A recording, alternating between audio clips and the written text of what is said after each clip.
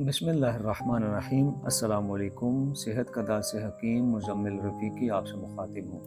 हम बात करते हैं जी नुस्ख़ा बराए चंबल यानी जिसे सोराइसिस भी कहा जाता है।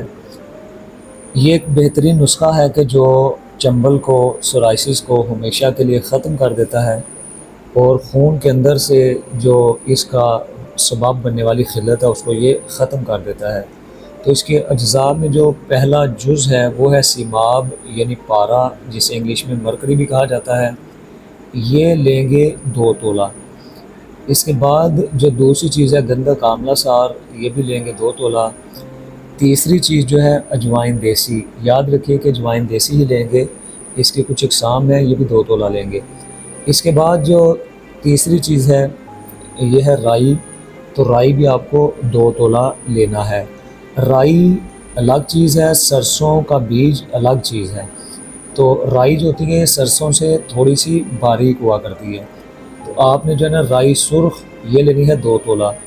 इसके बाद तेज़पात या जिसे तेज़ पत्ता भी कहा जाता है ये लेंगे 1 तोला। ये बिलअमूम मसाला जात में भी होता है, ये आप ने देखा होगा। इसके बाद जो अगली चीज़ है वो है बाबची, तो बाबची भी 1 तोला लेंगे। ये बीज की मानद जो है ये ब्लैक कलर के होती है, ये भी 1 तोला लेनी है।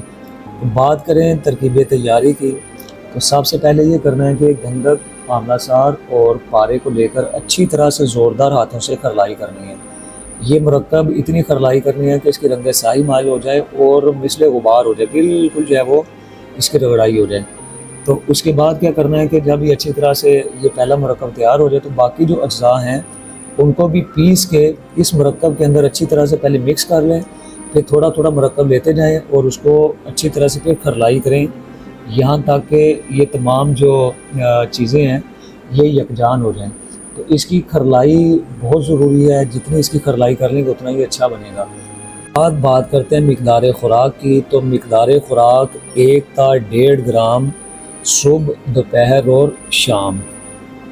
सेहत का दा को सब्सक्राइब करना मत भूलें, वीडियो को लाइक और शेयर करें और कमेंट सेक्शन में अपनी राय का इजहार ज़रूर करें।